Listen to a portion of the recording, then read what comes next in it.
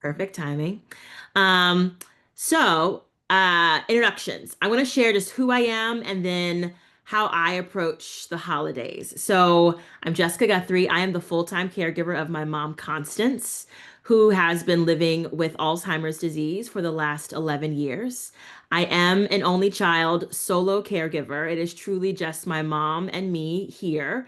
My mom is now living in the later stages of Alzheimer's, the most advanced stage, actually. She's a 7D on the fast scale. We're back on hospice for the second time around. She's fully bedbound, no longer ambulatory, and I feed her every single meal and give her every sip of water. I share that context because that very much shapes how I think about the approaching holidays, how I think about ways to make the time that I have with her special because the reality is I still am making memories for me to have long beyond once she's gone. And so when I think about our holidays and my approach to holidays now, in this later stage, it truly is just the two of us. No family stops by, no one comes to the house. There are no big family traditions that we lean into. And so I very much have taken the approach the last few years of thinking like what are the new traditions that I can create with just the two of us? What are the things that I know my mom loves to do that makes her feel special, that makes her feel seen, but also will allow me to like etch experiences into my mind. And so that even if we're thinking about Thanksgiving, thinking about the winter holidays, thinking about even just the slower, colder days of this season, I really think about what would my mom want to do and how can I recreate those moments and experiences for her. Before we got to these advanced stages, we would actually take the approach of taking my mom to different locations of our family members. And that was intentional because it allowed me to control how much time we spent, how much time my mom was surrounded by other people, and when we went, so we would never overstimulate her.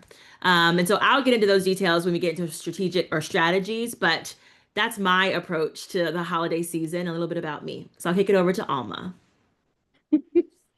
Hello, everybody, and thank you for joining Jessica and me in this lounge um, as we approach the holiday season. It's literally upon us.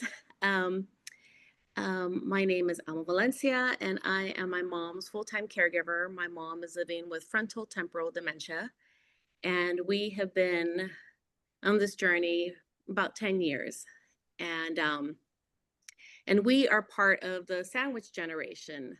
Um, I am very fortunate to have a wonderful, very supportive husband who is like my care partner and my kids, my 13-year-old and my 26-year-old, and we all contribute, in the care for mom, um, and as well as little Cookie. Cookie is our little dog.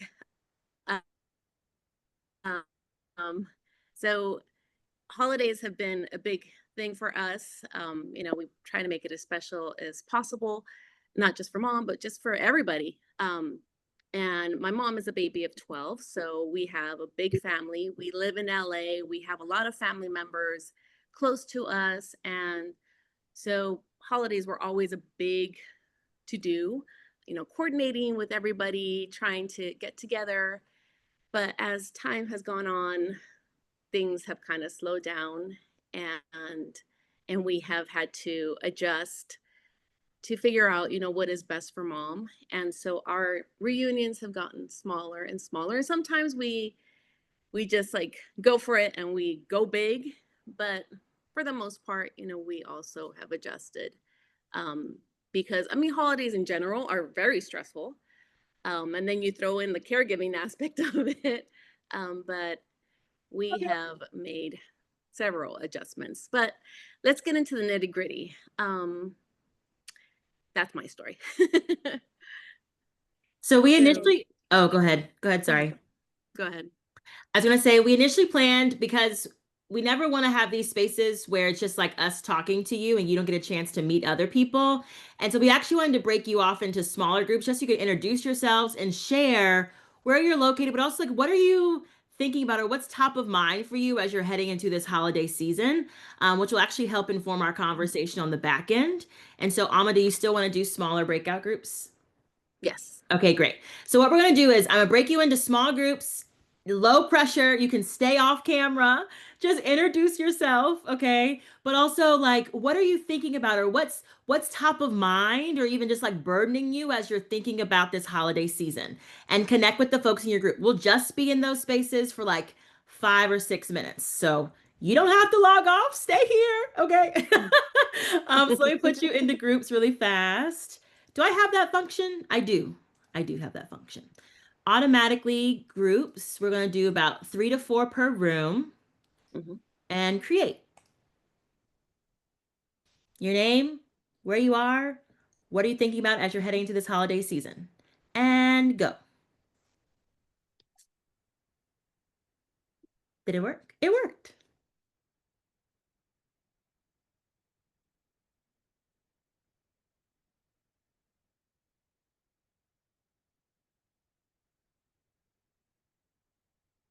There's still people here. Are you all in my room? Is this room? No?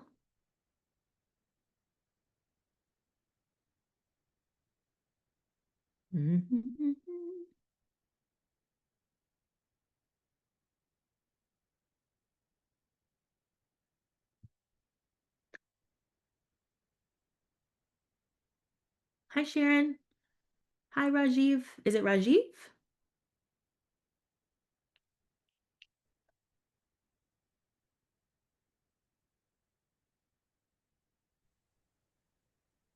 Hey Jessica, how you doing?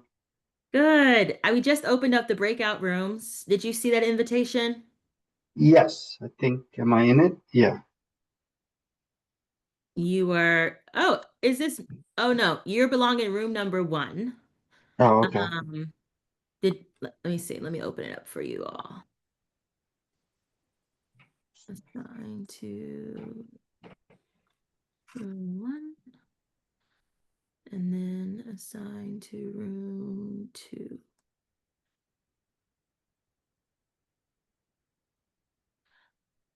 Okay. Sorry, is it in the chat? It should have popped up on your screen, but let me, strange. I'm gonna put you into room two. Let's see Okay, if it works. thank you. Yep, no problem. Yeah, Did I see that you. work? Okay. And then, hi, Sharon.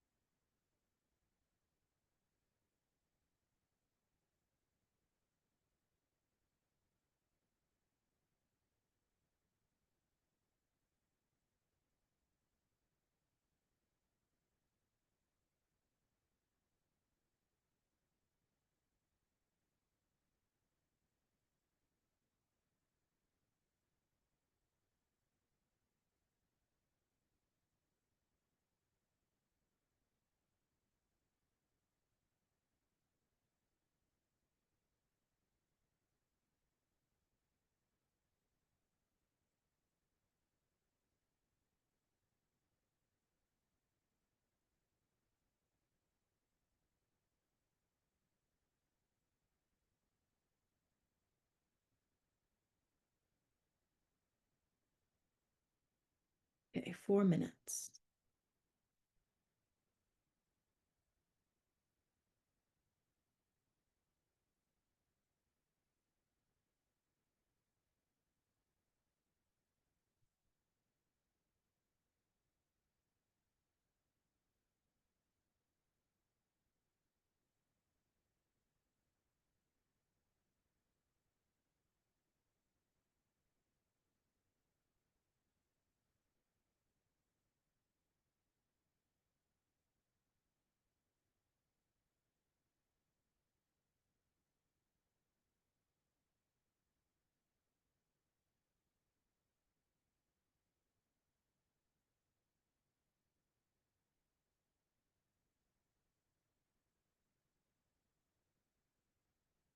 Hi, Connie.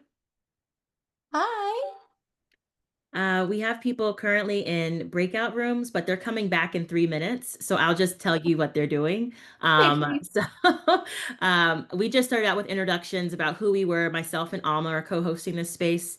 And we just talked about our approach to holidays, how we think about preparing well, for me, my mom, and then her mom, living with FTD for holidays. And then I put folks into groups to be able to share who they are, where they're from, and then what is something that's most top of mind as they're thinking about the upcoming holiday season. So that's where we are right now.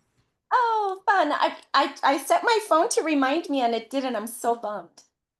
Technology, I get it. I I understand. So tell me, where are you from?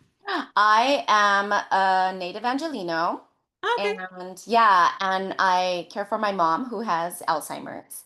Okay. And I actually met Alma through one of the social workers that works at the adult daycare. Yeah, Nice. and then turns out we're like neighbors. And Oh, wow. Oh, that's so nice. yeah, I know. I mean, close enough, right? So, and then I teach caregivers. So I'm an instructor at Center for Caregiver Advancement. And that's my deal. What were the other questions? The only question was about this topic of what are you thinking about as you're heading into the holiday season for your mom? Like I told Emma, like the biggest thing is having to train the family every single time not to quiz them. That's like my pet peeve. I know. The do you remember me? It's like just introduce yourself again Yeah. and also involve her, Yeah. don't talk over her, Yeah. um, acknowledge her. Yes. Yeah. What about you, Jessica? So I'm in Fredericksburg, Virginia, about an hour south of DC, and I care for my mom who has Alzheimer's. We are in year 11 of this. I know. I'm an only child, solo caregiver, and so it's truly just the two of us. But my mom is very much in the most like advanced stages now. Mm, So, as I think about the holiday season, it's truly just like, how can I still create memories for me? yeah, Because she is still here, and like, how do I make sure she feels seen and valued and supported, even if things have to look different? Um, exactly. and so it's like we do spa days on Thanksgiving. Why? I Because why love not? it. Right? Like I love it. I love it. Yeah. That's so So, wonderful. okay, I'm about to bring the groups Okay, back. So let me I'm gonna make sure change my background. I don't oh, want them to think that I'm like, doing work like you're on a work oh call. no, I do. I'll just blur. Here we go. Close all rooms.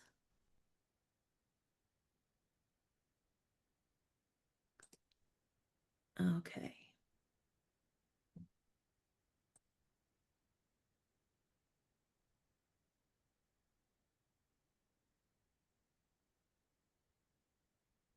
You made it back. Thanks for sticking around. Breakout groups are always so hit or miss. I appreciate you for going and coming back. Oh no. I Um, love breakout rooms. I get to meet other people and just it's so much more intimate, That's when why you we did share. it. Yeah. That's exactly why we did it. To bring the pressure down just a little bit. Okay, so has it been 60 seconds? Oh wait, I still have 20 seconds. It I took don't a want to get long ahead of myself. time. It took a long time for the group to come together. Like I was by myself for a long time. And Yep. so I'm wondering if coming back or it's going to take a while for it to load. Yeah, that's a good point. Thank you, Brittany. I didn't mean to be making a point. I'm just look, No, see, you're there's what good. there, look how You're much more good. people came in. Yes, you all stuck around. How exciting to Yay. see you.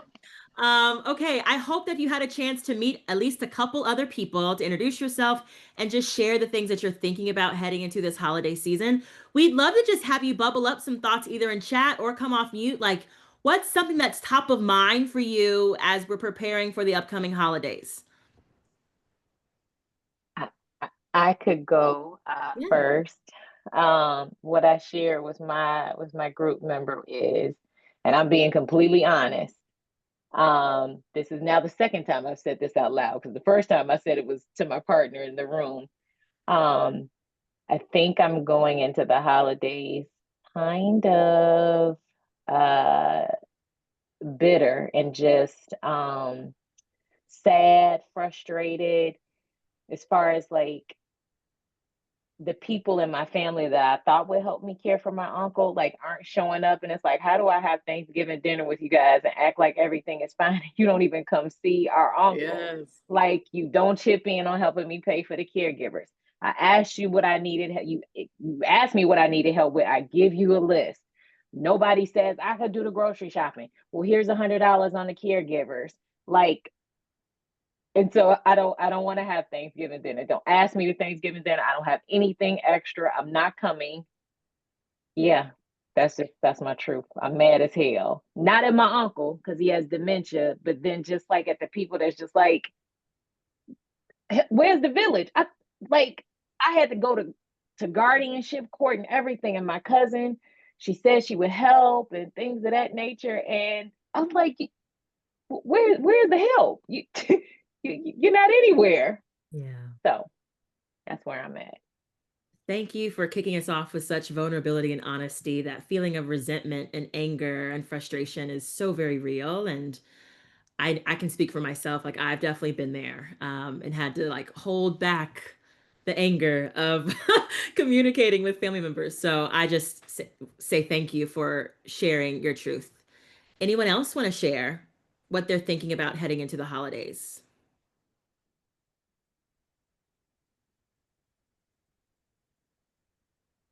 Sure. Um, my name's Brittany. I am working on moving my mother into a home, and I wanted to say I totally get the resentment thing and people not showing up because it's definitely this process has changed how I define village. And it's not in a healthy or good way. Like the village is me. But um the going back to where my head's at is the last couple years, the okay, Sharon just said I'm just sad and lack the enthusiasm. That's kind of it ends up being more stress, and it takes so much effort to do the normal holiday things, especially like with my in-laws family and buying them gifts. And then when like I try to make it thoughtful, they then don't reciprocate. And I'm like, y'all aren't even doing the hard shit I'm going through. And you're just and then they don't they end up feeling guilty that my husband and I are going through such a painful thing and they haven't been there and they don't see us very much, then they see us on the holidays, and it's just like that it ends up being something else to hold. In particular though, this holiday season, my family has really just been my mother, who is the one with Alzheimer's, and her boyfriend, and then my grandmother, and then my husband, and my grandmother just passed, and I'm moving my mom into a facility, and sure just not gonna have dinner with me and my husband, and then her boyfriend. Like that's my mom's boyfriend. He was newer to the picture before diagnosis, and so like what do the holidays look like? What do I want them to look like? How do I like the fact that one of the people that I love most is not going to be there anymore? And then how do I want to do the holidays with her in the facility? And Jessica, you said like you think about the things that she would want to do, but I've noticed my mom doesn't seem to engage in the same things anymore. And so I really don't know what like my North Star and guidance is and how to manage it. And then when I start thinking about it, I just want to like put on some PJs and like say like night night. Brittany's gonna go night night. That is where I'm at. Thank you so much, Brittany. That is so real. Maybe Thanksgiving is pajamas, okay? That's perfectly fine. Yes. That's perfectly fine. We caregivers have a lot of power and we can manage it. And we can adjust it to whatever our needs are as well. So yeah, if you need to do PJs are perfectly fine. Connie, you raised your hand. I did. Hi, everyone. I came in a little late. So now that I hear you all talking, I think about one thing in particular. So I care for my mom. She has Alzheimer's, and I tag team with my husband and a caregiver that I hired for when I'm working. And I'm thinking, I don't get help from my three siblings. You know, they'll send money, but I need to ask for it. Or, whenever I call on my sister because she's the closest, she'll show up. But I don't think much of it until my husband is a very sensitive guy, and he is very much like, I can't believe your siblings. Like, what the hell is wrong with them? Like, they don't even check in on you to see how you're doing, right? And I was like, whatever, right? And he's had little aggression outbursts on my siblings. So one of my concerns now that I'm thinking, because he loves to host Thanksgiving, like this is his favorite thing, is if the siblings do end up showing up, I'm just like really hoping there is no outburst because he can't hold back. So I kind of like piggybacking on what Sharon wrote in the chat. I'm not necessarily sad, but the enthusiasm really isn't there, and I'm just maybe more than anything just like on the defense. So that was it. Mm. That was a deep breath of like, oh, I feel that too. I don't have siblings, but my mom has siblings, so my uncles, and they live just 40 minutes away. And I learned very quickly that they weren't going to help. And the amount of anger and resentment and frustration I held at every holiday season when there was no phone call, right? Not even a card in the mail, let alone a visit. So I'm not going to give you any productive advice because I actually had a blow up moment with one of my uncles and my aunts.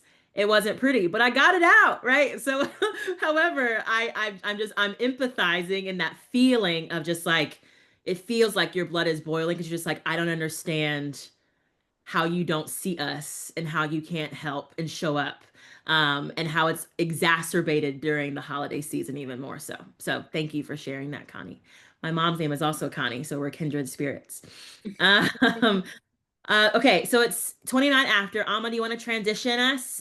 So we in planning this, we thought about like three key areas of concern or just topics that we wanted to touch on to give you all just some tangible insights from our experiences, and feel free to tag on to them. But the three areas were: one, fear of family bombarding your person with dementia.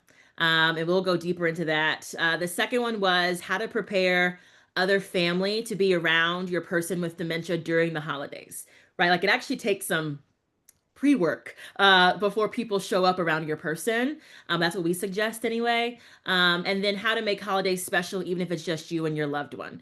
And so, Alma, I'll kick it to you to share your one pager Oh, or yes. talk through it, whatever you want to do. I'll be quiet. Just a second. Real caregiver life. What we did do was put together a one pager with some key notes on it. And we're just going to walk through. Since she has stepped away, the thing that I'll say here for this first bullet point around fear of family bombarding your person with dementia, one of those things that we often hear is like when they come in the door, hi, so and so, do you remember me? Yeah. Like before they even say like how are you or just like introducing themselves, it's like they turn on game show host and start quizzing your person, or it's like they start overly asking questions because they haven't seen them or been there so long, but it's like that's actually really overwhelming for your person. Or even this piece around like almost bombarding them with too many people, right? So they just like overly crowd your person so they get overwhelmed. And so those are just really I think people do those things out of not knowing what to do, not being connected and or having relationship with your person, and truly not checking in with you, the family caregiver. And so I'm gonna put some thoughts together. And so you're back. Go ahead and just share them. Yes, I did a little cheat sheet on talking with your loved one living with dementia. Just well, I mentioned that I've been on the journey for 10 years, and when we first started, I myself found myself like um constantly asking my mom, questions and like drilling her so that she can remember. Like I would ask her, what color is that? And like I would test her all the time. I mean, naively not understanding. And through education and just going through the process, you learn that you have to live in your loved ones' reality and you have to meet them where they're at. And that comes with time and just educating yourself. Um, but for family members that aren't in that space, in that world, they come in and they like ask them, do you know who I am? You gotta remember, yes, oh, they give unsolicited advice, if you want to remember, make sure to make notes, and just all like these little comments that can really get under your skin. So I made this cheat sheet. I will attach it in a link so that you can take it with you if you want to be proactive and share it with your family. Just kind of like, hey, just take a look at this. Um, just these are things that are very helpful for our loved ones so that they don't feel overwhelmed. Um, so you make them feel as comfortable as possible. Sometimes when we ask our loved ones too many things, they get anxious and they want to leave. And so for us, a caregiver, then it just creates another stressful situation, where you want to be in the moment, you want to be in a family setting, but then, family, it can get complicated. So, um, avoid the do you remember kind of questions, live in the reality, um, allow slow things down for your loved one. Sometimes I know from experience, if my mom gets overwhelmed, I will take her out of whatever family setting and just walk outside just to give her brain a break, just to like reset. Um, as a Latina, we do family tamaladas. We do tamales for the holidays. So we get together and we have a lot of people over. Um, that can be a lot for my mom. So I usually just like have a little corner for her, like a little space, just to give her like her own personal space. And then I bring her in to join them with the family. But I also like to show family how I engage with my mom, like how I like hold her, how I like help her off a chair, or how I, guide her into another room. Um, I try to lead with examples, and I try to kind of exaggerate in front of family so that they are like, oh, this is how you do it. And I try to include family as well, just to show them like, oh, here, help me out, so that family feels engaged. Um, I used to correct family with like, oh,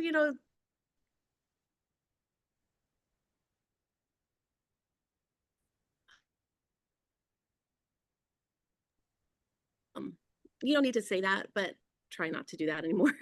I just kind of go with the flow. If I hear family ask my mom a bunch of questions, I just let it go. Because at the end of the day, it causes more stress for us. Um, sorry, did I freeze? You did, but you caught up. Okay. It's okay. Okay. Keep going. Okay. um, Another thing that I wanted to share that's also very important is when it comes to family, and family that's like that lives out of town, and then they come and see your loved one. Sometimes it's a little um upsetting when they see how far your loved one has progressed, and giving your family members a heads up um is helpful, so it's not so like jarring on them, um where they don't get all like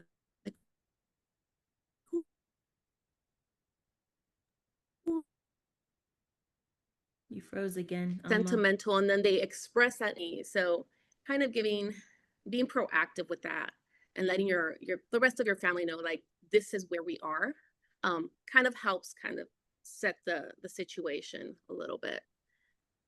Yeah. Perfect. I think that's a good segue into like that second area of concern of like, And yeah, that's all I oh, have. sorry. Ah, yikes. Go ahead, Go ahead. Alma. No, go ahead. Zoom was catching up. I Oh. apologize. Um, that leads into the second line of communication, or the second kind of fear, or not fear, but thing that we wanted to address was how to prepare other family members. And Alma very much touched on it, but I do think that not even just the holidays, all days, anytime people want to come visit requires a little pre-work. And I do think that whether it's a phone call, or I used to literally send letters to family members or text messages, or even I was too much. I printed things out and handed them to them before they walked in the door for them to read before they saw my mom. But the point is, however you choose to communicate, I think things like Alma just shared around, this is the current state of our person, right? Like, things are different from the last time you saw them. She is no longer as verbal. She hears all the conversations, but you cannot bombard her with like full sentences, right? Like, you need to speak to her at eye level so that she can see who is speaking with her. And so the point one here is truly just sharing updates about the things that have shifted over time, ahead of time. That way, while they still might be jarred, and that's not for you to worry about, you've at least set it on the front end. I also think that like in preparing people ahead of time, I think it also is like, here are the things that I need from you when you do come. And so it's like, yes, my mom, or like, yes, our loved ones, but it's like, in order to make this day go smoothly, this is the role that I need for you to play. Can you play it? Right? Like, or here's what I need you to bring. Can you do that? Like, honestly, delegate with no concern for how it lands. The point is to truly just release the things so that everyone can show up well, and like contribute to like creating an environment that's best for your person with dementia. I also think that like, I know for me, I no longer had people coming at the same time. And so I would actually communicate, because my mom gets overwhelmed. We're actually doing visits and shifts. So we're not doing a big family dinner. You can come and like bring a piece of cake or bring a, like whatever you want. But in order to preserve my mom's energy and to not overwhelm her, could you come between this time window? And so some of this pre-work or pre-communicating also looked like adjusting how we thought through holidays, or how I thought through how I was going to take my mom to holidays, which I know feels there's some grief there, right? You're letting go of old traditions, old habits, and we're not saying you have to like no longer do those things. They just have to look a little bit different. And then sharing that on the front end for you and your other family members is so important. Alma, would you add anything there?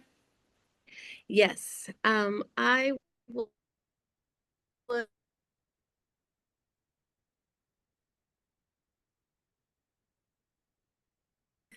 and I know this sounds a little mean.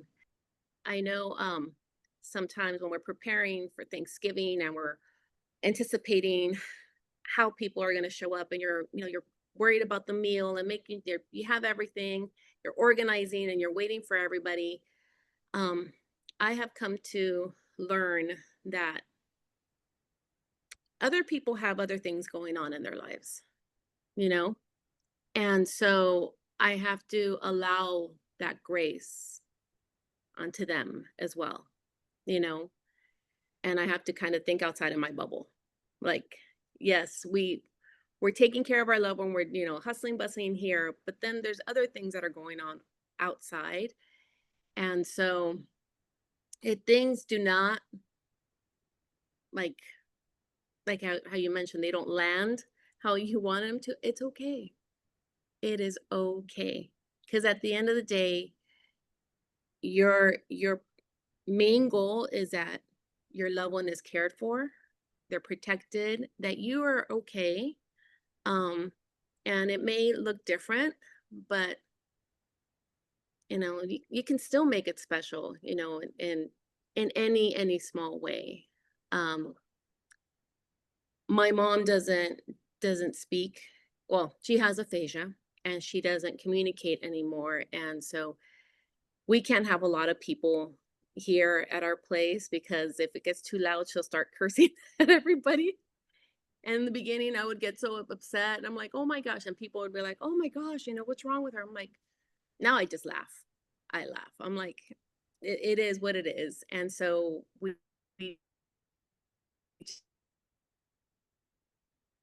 just make it as protect my mom and make sure that she doesn't get overwhelmed so she doesn't start like, flipping tables here. She can get a little loud. Um, but you just have to just and and I know it's easier said than done. I know. And I'm speaking from 10 years of experience already, but I understand how it feels and how it felt in the beginning. In the beginning, there was a lot of resentment, there was a lot of hurt. And a lot of that hurt comes because there's a lot of love there. And when there's a lot of love, it hurts even more. When family doesn't show up, when things just look different, when you're on social media and you see everybody having their family events and everything and you're like, gosh, I wish I had that. Stay off of social media if you can. If you can, just protect your peace, protect your mind. Because it looks different, but different isn't bad. You can still make it special in your own way, you know. Look up a new recipe, depending on how your loved one is, if their way of eating has changed, that they have to change to soft foods. Make something special for them, a special dessert, a new tradition or a new tradition that will mark something new in your life. Like this could be your first holiday without a loved one. Well, then make a special cake for them, and share it in their honor, or write a note and bury it somewhere, or plant a small plant or like a little tree or something. Like make something special for you, you know, and your loved one, whether they're still here on earth or still here on this plane or they have passed on. So the idea is just to survive the holidays, you have to just find little special moments along the way. Hmm. That's good, Mhm. Alma. You have to find little special moments along the way. And that's Yeah. very true. I think the biggest thing or advice I would offer is to release the expectation of what holidays used to look like or Yeah. what they should look like. Yeah. Because part of protecting your energy and protecting your peace is actually not allowing archetypes or like the stories of what it used to be or what people tell you it's supposed to be like define the story for you. And so, whether your person is living with you, whether you're taking them to other family members' homes, whether they're in a facility or a community, you get to create the new reality of this holiday season and, frankly, every day beyond the holidays. And that is Mhm. actually the stuff that you will remember beyond this time, and even your person will remember. And so there's no right or wrong way to do things. I just hope that you all leave here today recognizing that you are empowered to make choices that are best for you and you're a person with dementia. You don't owe anyone any sort of explanation of any of the choices that you choose to make. And then release yourself of expectations of what things used to be and create a new reality for yourself. And so we actually planned in from some time for open Q&A or open comments because you all are also a wealth of knowledge in your own experiences. And so are there any questions that you all have you just want to ask for us to answer and share together? A Uh, question. oh, Dorothea, you go ahead. thank you, Brittany. I forgot to say my name earlier, but I'm Dorothea Lovelace. Jessica or Alma, and really Jessica first because the resentment you said it resonated with you. So I want to know, how did you handle? I think what is going to be my downfall is to see your loved one going through something. How don't you want to help?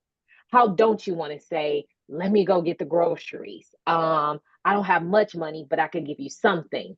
Um, but I guess that's my downfall, and how I'm expecting people to do what I do. So how did you handle when the people just didn't show up? The people who knew your mom before you were even a thought, Jessica, like her siblings, like, how don't you want to be here for her? How don't you want to come sit and talk to her and read with her? Um, and do what I can do to help me keep him out of facility. How did you handle that? And then I guess that's the same question for me, Alma. For you, Alma, did you stop asking, and were you just like, you know what, I'm gonna create a world for me and my mom, and we just gonna live in it? That's it. Yeah. Such a good question. I think now that I'm 11 years in, I have a little wisdom beyond my anger, but I do think so. I think there's a couple things that I learned. One is for the friends and family that were around before I even was here. I think it was really hard for them to see my mom in the state that she was in. Now, my reaction is like, well, I got to see her every day. So what do you mean it's hard? However, I do think their natural, just like the way the ego works is like, oh, that's too much for me. I don't want to be around it.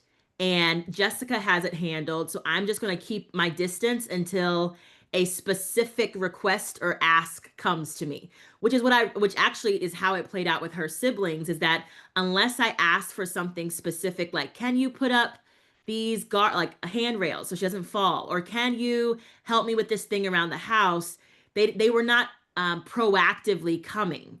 And it's because I think that they themselves felt ill-equipped, unprepared, and did not want to put themselves around my mom. I call BS on a lot of it, but that's just the reality of like what I believe and how they have articulated things. I think that also led me to realize I just thought, well, don't you see me struggling? Don't you see how hard this is? Of course. I mean, but you realize that people can't read your mind. And people actually aren't as empathetic as you are. And people actually don't know the things that you are going through unless you say them. And so I learned too late, but I had to actually proactively say to them, I am struggling right now because you all haven't come to see my mom in X number of years. That is hurtful. And my mom asks about you. Can you come on? Like, I actually had to break it down, which is really annoying for the caregiver. But at the same time, I do think that it kind of goes to the point of even just like family, friends, of people don't know how to help you unless you tell them. And I didn't realize that I had to do more telling than I assumed I had to. Um, and when I started doing that, what I felt is I did my part. I shared. If you receive it and you take it and you show up, awesome. If nothing changes, okay, I now know. At least I've said the things, I've let them go, and I will just do what I have to do for my mom. That's how I've approached it. Mhm. Thank you, Jessica. Yeah. I have approached it slightly different. Um, I've mentioned this before. You know, us as caregivers, we talk a lot about caregiver burnout, and I extend that burnout to family members. Um, my family was definitely more involved in the beginning, and now they have burnt out. They don't come around like hardly at all. Um, and I'm actually like kind of dreading the holidays. I don't know how it's going to work out, but it will. Oh, I'll figure it out. But I have learned to pull from other resources, you know, cast the net out to other areas. And for those people that do want to be part of this journey, they're more than welcome. You know, friends, neighbors. My circle of support has become like my mom's hairdresser, my mom's manicurist, like my mom's pharmacist. You know, like my care team has become like the people that I see the most and that are more involved in my life and my care journey. My daughter's friends, they they come over and they hang out, and so I'm like, all right, whoever wants to be part of this is more than welcome, you know. And the way I see it as well is that um it builds awareness of the illness, and you know, you just kind of build your community, you know. And that's why social media is so valuable, because you just learn to build your community and share your experience and story tell, share your stories. There is so much value in sharing your story and your struggles and how you can help others, you know. um, that is what has kept me going. Just recreating my world. I was in the fashion industry. I was considered like the bohemian of the family, you know. Never in my wildest dreams did I think I was going to be a caregiver, but I heard somebody once mention like you were the chosen one. So I grabbed that and I'm like, okay, that is going to be my my vocation. I take it as a vocation, that I'm like, all right, you know, God has led me to this, and so I will use the talents that I have and whatever I learned in the fashion industry to be very creative, you know, in order to care for my loved one, and to help others as well, you know, with different activities, or you know, and just create community. And so that's why these lounges are so important, is just to create community, make connections, because we are not alone. There's a lot of us out there that are going through the same thing and are feeling the same way. When family, even the doctors, when my mom was first diagnosed, she's like, oh, family is going to support. I'm like, no, no, they haven't. But you'll get there. You'll get there. It's I see it kind of like the stages of grief. You know, there's different stages. And so you're in that resentment stage right now, but it'll pass. You'll find your way. You will. Thank you. Thank you, Mhm. Alma. There was another question. Someone was about to speak. It was me. It was Oh, Brittany. I was taken back that Alma said that you will get past your resentment phase. My mom got diagnosed in 2020, but I think her symptoms with early onset frontal temporal dementia started 10 years prior to that.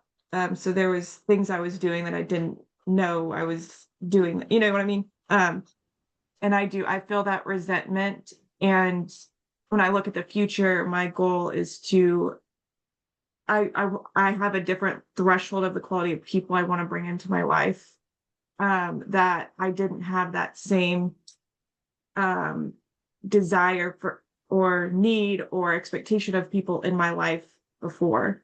How I build those and bring those people in, I'm still that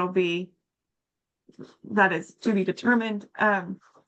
But um, I felt there was a point where I was in so much pain. I think Alma, that was like the phase that you were talking about, is like I couldn't handle the communication and people not showing up, and communication. It like hurt my heart too much. So then I did just focus on our world.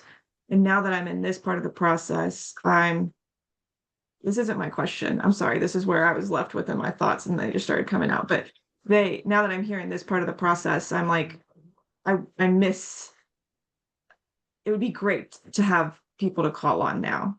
Um, and especially because it's like the pressure of caretaking and washing and feeding is going to be not there, but having her feel loved and connected is still a thing.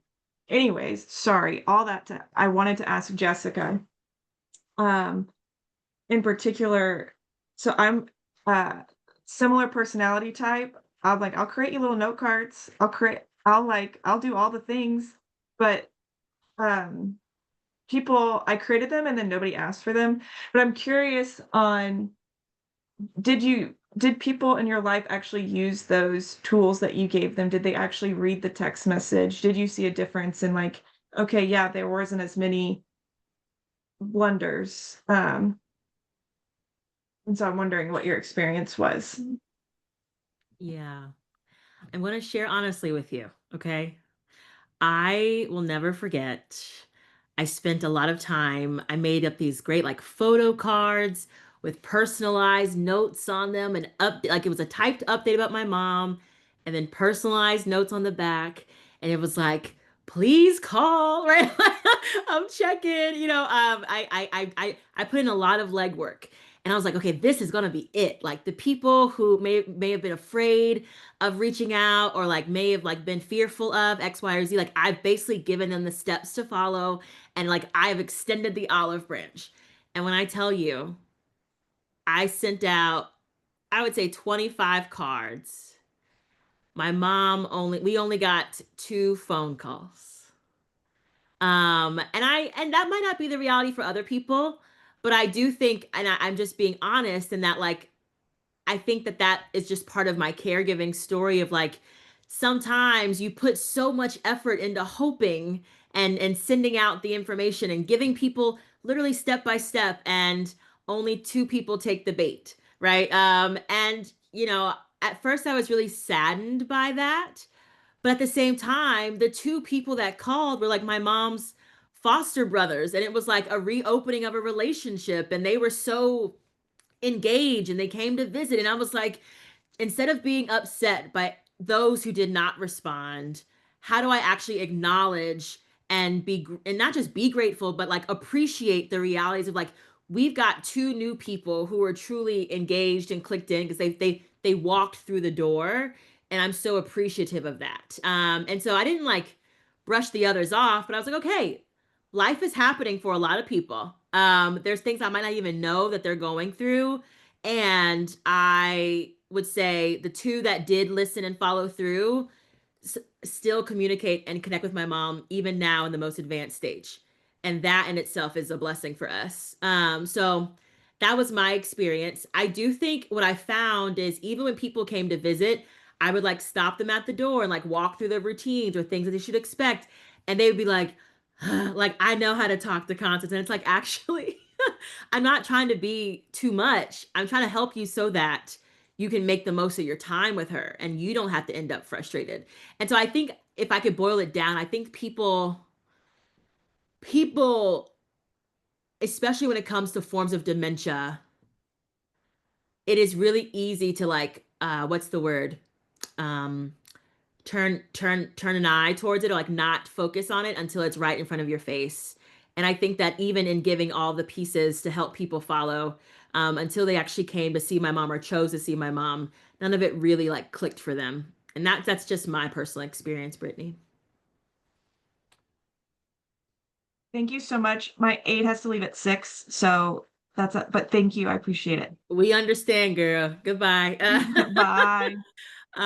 We are at the top of the hour. I just want to make sure we can stick around and answer questions, but we just want to make sure we say goodbye to those who do have to leave. Thank you for your time. This was recorded. Also, you can find Alma and I both on social media. Alma is at Mom Has Dementia. And then I'm Career Caregiving Collide. I can put it in the chat. But if you do have to go, thank you so much for your time. And we will stick around if there's other questions. So feel free to ask your question if you're still here.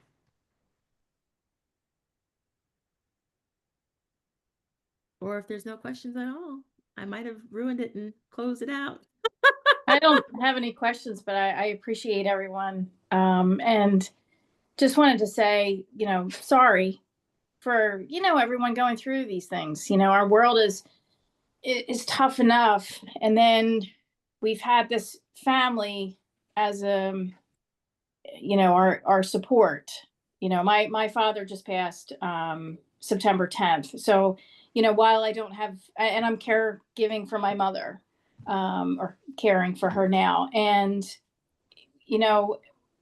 as I hear you all, you have parents with dementia and Alzheimer's and things like that. And, we've kind of looked to them as our support. And now it's the other way around. So that's a whole other conversation and issue. But I do appreciate it, and just wanted to say, hang in there to everybody and stay strong as you are. And I admire you all. Thank you, Fran. Thank you. Likewise. Likewise. I know it's it's an adjustment when we see our parents so frail. Um, I still have my dad, and he's now losing his eyesight, and so I have to hold him, and I'm oops, no, I have to hold him, and he's like, no, don't hold me. I still want to be independent, so I have to respect his autonomy. But yeah, it's definitely a hard switch.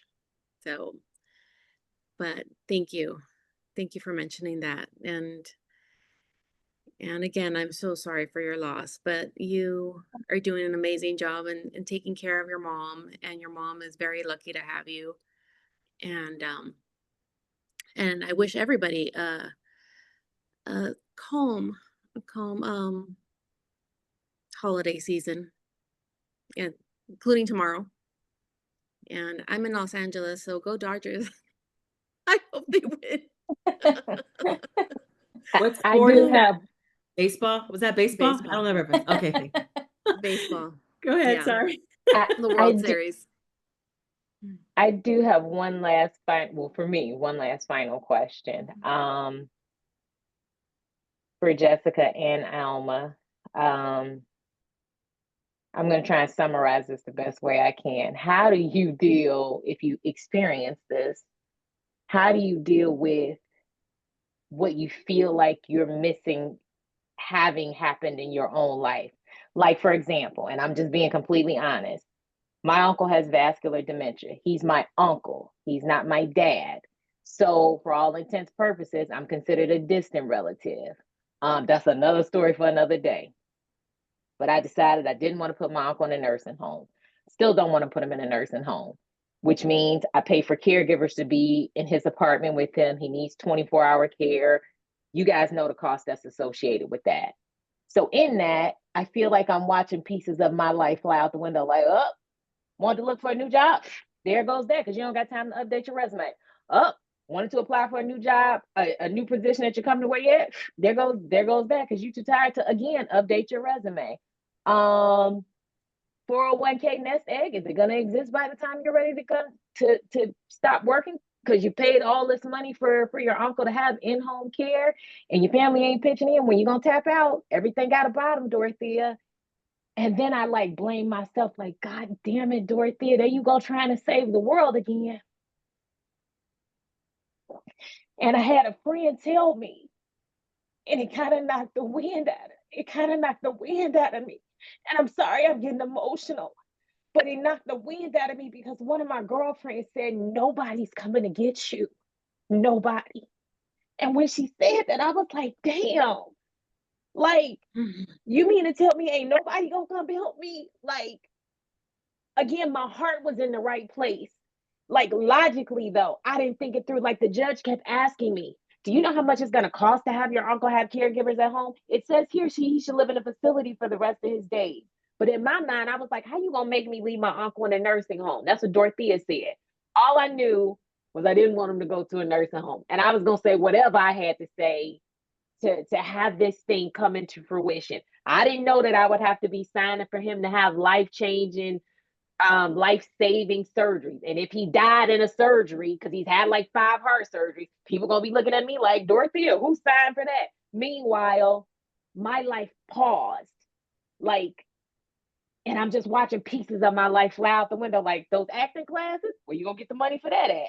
Like, so how did you deal? I say all that to say, how did you deal with the resentment of what you lovingly, willingly signed up for, with your heart being in the right place, but nobody came to save you? And you watched your own life, what you thought it was going to be, fly out the window.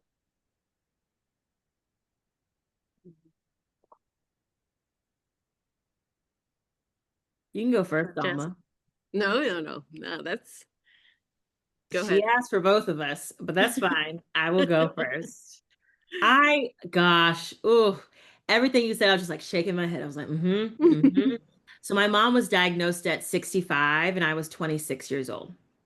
I'm currently 37. And so this piece around, watching pieces of your life like fly away, or like not be able to do certain things, or I had this vision for what I thought my career would look like, what I thought my own trajectory of my own just professional aspirations would be. And then you say yes to caregiving. And I went all in, right? Like I was a long distance caregiver at first, and then I moved back home. And then of course, we've navigated all things home health, palliative, hospice times two, right? Like it's been such an intense amount of time, and energy and focus put into my mom. And I'll tell you that piece you said of like no one coming to save you is so real. In 2020, I thought I was having a heart attack. Now, mind you, I'm an only child. There's no one else here, just my mom and me. And my heart was like palpitating. I was really, really clammy. And it was in that moment, it wasn't a heart attack, it was an anxiety attack. But I realized very clearly, I was like, Jessica, if you do not prioritize you in the midst of all of this, you are not going to be here to care for your mom. And at this juncture, there is no one else around to care for your mom. And it was September 2020. It was when that happened, I literally just like reshaped how I approached the ways in which I was, showing up for my mom. Meaning, I began to prioritize Jessica in terms of like getting back into the gym and doing the things that I love to do, even if it was just for 60 minutes, 3 days a week. It became Jessica loves and wants to become an instructor. Like that's a thing for me to learn and do for myself. I'm going to do that, and I'm going to have to cut from other places. Jessica not wants, but needs time away at least once a month. That's going to cost X, Y, or Z because, caregiver, got to prep the food, all the things. But it was a priority for me in order for me to stay grounded into who I was. And so I share all this to say is that I remember watching things fly away, and then I realized that I was almost going to be one of those people that was going to be flying away, and I had to readjust. And since 2020, I have really been thoughtful about all of the deposits in my wellness bucket, even if they're small things. Does that? I mean, I also left my job. I was an executive in a nonprofit for a very long time, and I left my job formally in 2023 because my mom needed me to be more proximate. But in leaving my job, I got more space to do things that made more sense for Jessica and allowed me to be more like flexible for my mom. Again, those were leaps of faith, but I had to release plan A, plan B, plan C. I had to release the vision board. I had to release all the things that people had said about what success looked like for a 35-year-old and recreate what success would look like for me. And success meant making sure my mom was safe, well cared for. And while that is true, Jessica was prioritized. Jessica went to her doctor's appointments. Jessica is disciplined about her meals, her sleep, and the things that she needs so that I can show up and thrive and pour into my mom when I need to. So that's how I've dealt with it. Thank you. Thank you, Jessica.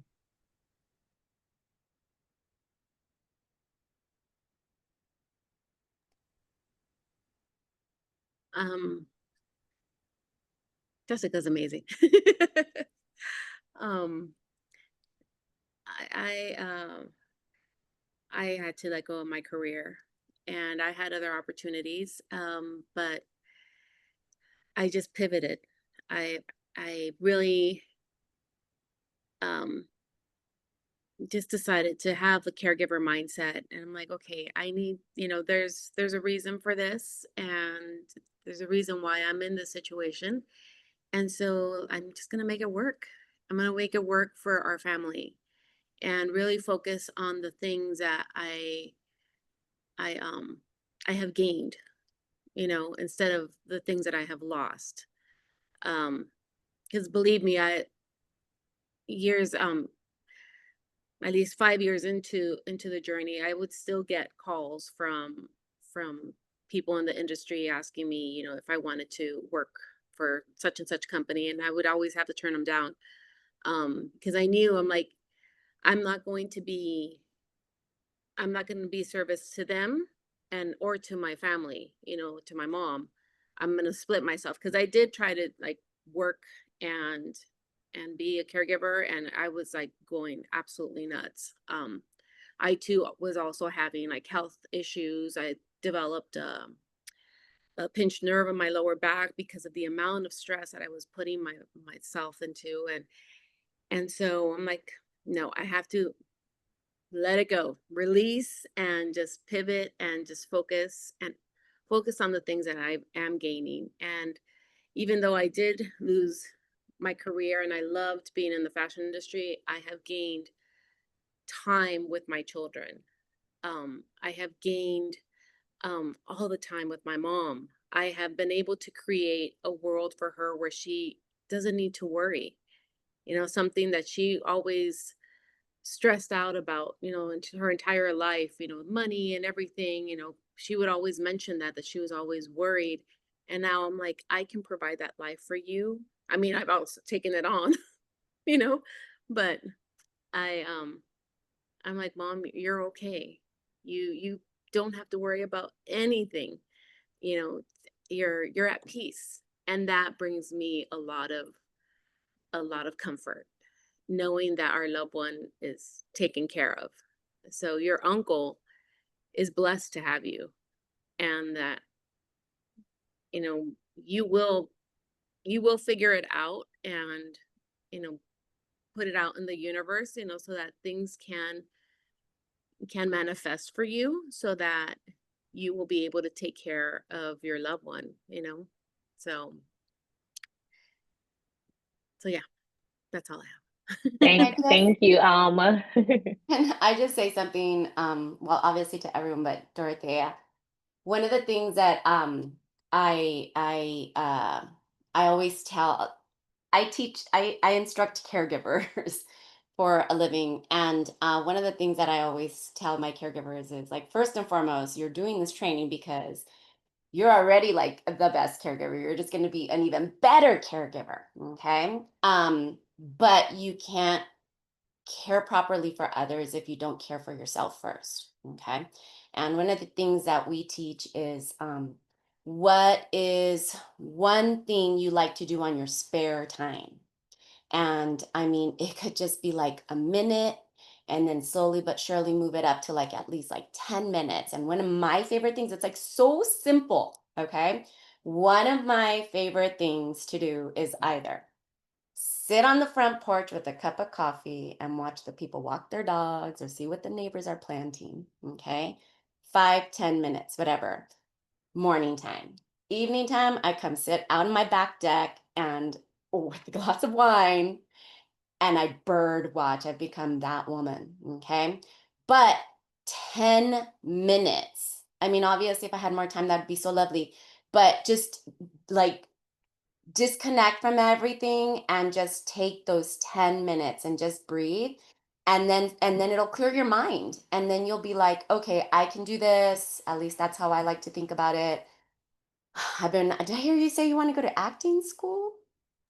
I've been yes, I want to go take acting classes, and Do because it. I was pursuing modeling, and then I was like, oh, you could get into modeling, and then you could do this, and then for sure that pay you money to take care of your uncle. And yeah. Yeah. But you can at least, concentrate on that, but baby steps. But you Yeah, gotta make time for yourself. Okay, not just that's for yourself, helpful. but also, like I said, you're a better person that way, and you'll be able to, be a better person for your uncle also. And I'm sure he really appreciates that. Thank you, Connie. Thank you. Amazing, Connie. Thank you. Connie and I are actually neighbors, somewhat neighbors. She lives I the next we town over. Yeah, we found each other through the socials, and she lives like 10 minutes away from me. No, less than that. And we are very connected. Here in LA, if you go to private school, Catholic school, it's a very small community, and it turns out that a lot of our friends, like we have mutual friends. So LA is huge, but it's actually really small. So, but thank you, Connie. That was wonderful, wonderful advice. And now I'm gonna start bird watching too. Oh my God, it's so fascinating. Oh my goodness. Uh, all right, you all. It is 16 after the hour. Are there any other lingering questions or comments before we close this space formally? Please know that we are here for you. HFC is here for you. HFC has wonderful support groups, respite grants, and then as Alma has mentioned, social media is truly there's a lot of wonky sides about social, but there's a lot of amazing things that happen on social media in terms of community and connection. And so if you're not following HFC or myself or Alma, please do so. We want to make sure that you know that we are part of one big community doing this together. And so you were seen, you are so valued, and thank you so much for the ways in which you're showing up for your people. They appreciate you, and you're doing the very best that you can. Yes. Thank you And both. invite your family members to follow HFC as well. They have tons of valuable information. You know, if they don't, you know, sometimes when family hears it from somebody else, it sticks. So, you know, just tell them, you know, go check it out. Check out that website. There's tons of great information, and the organization provides it in a very light way, so it's not so sad and worrisome. They're a great organization. So thank you again for joining us in this lounge, and you guys are doing great. Thank you. Bye. Thank you. Appreciate you. Bye. Thank you all. Take care.